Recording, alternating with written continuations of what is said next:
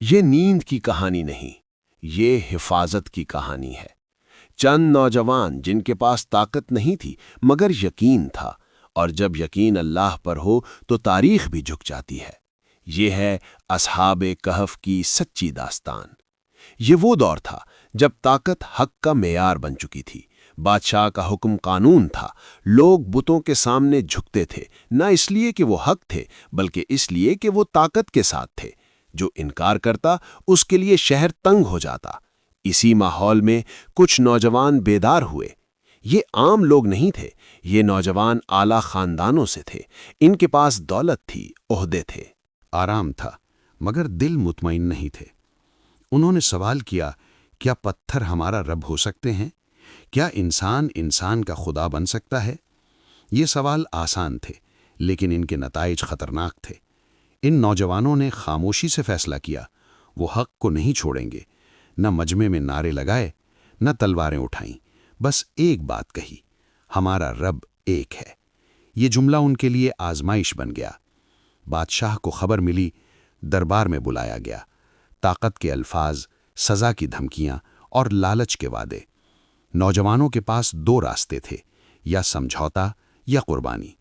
انہوں نے قربانی چنی۔ انہیں معلوم تھا کہ یہ زمین اب محفوظ نہیں۔ انہوں نے شہر چھوڑنے کا فیصلہ کیا، رات کی خاموشی میں، بغیر کسی اعلان کے۔ ان کے ساتھ ایک کتا بھی چل پڑا۔ یہ سفر ہجرت کا تھا، اور ہجرت ہمیشہ ایمان سے جڑی ہوتی ہے۔ پہاڑ کے دامن میں ایک ویران غار تھا، نہ آرام دہ نہ محفوظ نظر آنے والا، مگر دلوں کو سکون تھا۔ انہوں نے غار میں پناہ لی اور اللہ سے مدد مانگی۔ یہ وہ لمحہ تھا جب زمین کا سہارا ختم ہوا اور آسمان کا سہارا شروع ہوا۔ پھر ایک غیر معمولی کیفیت طاری ہوئی، نہ مکمل بے ہوشی، نہ عام نیند، یہ اللہ کی طرف سے خاص حفاظت تھی۔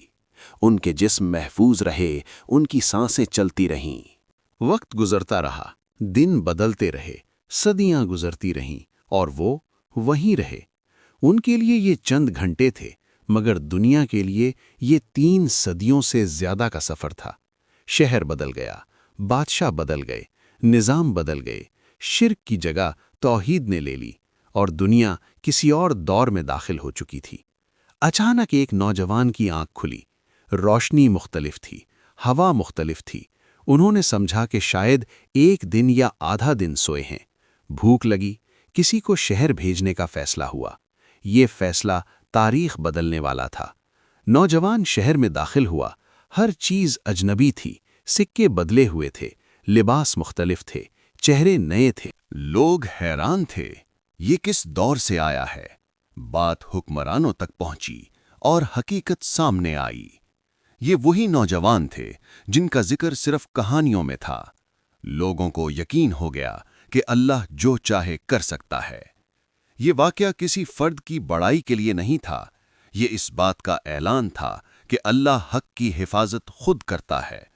جب ان نوجوانوں کو حقیقت کا علم ہوا تو انہوں نے دوبارہ اللہ کی طرف رجوع کیا، اور پھر اللہ نے انہیں اپنے پاس بلا لیا۔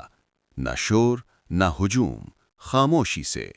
اصحاب کہف ہمیں سکھاتے ہیں، ایمان عمر نہیں دیکھتا، سچائی تعداد نہیں دیکھتی۔ جب نیت خالص ہو تو غار بھی محل بن جاتا ہے، اور جب اللہ محافظ ہو تو وقت بھی نقصان نہیں پہنچا سکتا۔